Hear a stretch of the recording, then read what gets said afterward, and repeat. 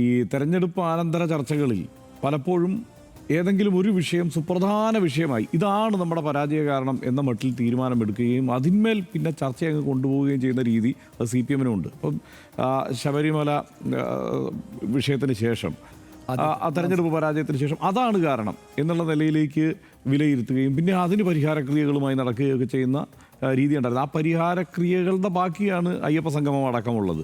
അപ്പോൾ അന്ന് യഥാർത്ഥത്തിൽ സംഭവിച്ചത് അതായിരുന്നില്ല എന്ന് വിലയിരുത്തിയിരുന്നെങ്കിൽ ഈ അയ്യപ്പ സംഗമം പരിപാടിക്ക് പോവില്ലായിരുന്നു.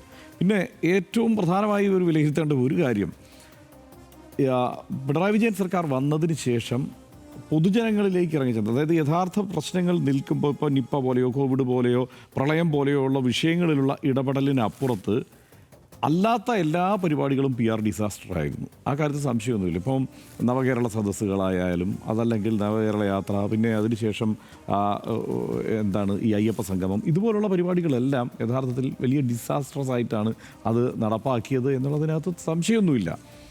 അവിടെ നിന്നാണ് എല്ലാ വിവാദങ്ങൾക്കും ഒരു തുടക്കമുണ്ടായത് എന്നുള്ളതും വാസ്തവമാണ്. ഇപ്പോൾ കഴിഞ്ഞ ദിവസം ഞാൻ കണ്ടു KSRTCയുടെ അന്നത്തെ MD നമ്മളുടെ ഇദ്ദേഹം ബിജു പ്രഭാകറിൻ്റെ ഒരു ഇൻ്റർവ്യൂ. അപ്പോൾ അദ്ദേഹം പറയുകയാണ്, ഈ ഒരു ബസ് ഇറങ്ങിയല്ലോ, ഒരു ബെൻസിൻ്റെ ബസ് ഇറങ്ങിയത്, അത് ആ ഇൻ്റർവ്യൂ കേൾക്കുമ്പോൾ നമുക്ക് മനസ്സിലാവുന്നത് ആ തീരുമാനം ബിജു പ്രഭാകറിൻ്റെ തീരുമാനമാണ്, ഇങ്ങനെ ഒരു ബസ് ഇറക്കാം എന്നുള്ളത്.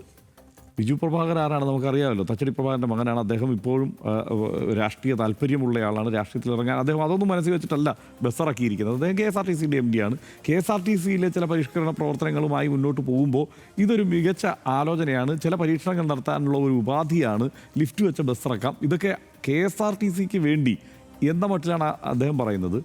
അദ്ദേഹം എടുത്ത ഒരു തീരുമാനം അദ്ദേഹം നടപ്പാക്കുന്നു. അതിൻ്റെ ചീത്തപ്പേര് ആർക്കായിരുന്നു? ഏത് അളവിലാണ് അതിൻ്റെ ചീത്തപ്പേര് പ്രവർത്തിച്ചത്? ഇപ്പോഴും പ്രവർത്തിക്കുന്നില്ലേ അതിൻ്റെ ചീത്തപ്പേര്? അല്ല, ഞാൻ പറയുന്നത് അതൊരു ഡിസാസ്റ്റർ ആയിരുന്നു ഉറച്ചു വിശ്വസിക്കുന്ന ആളാണ് ഞാൻ. അതിൻ്റെ ഇതെല്ലാം സാധാരണക്കാരൻ്റെ ഇടയ്ക്ക് ഈ മട്ടിലൊന്നുമല്ല ഇത് എത്തിയിട്ടുള്ളത്.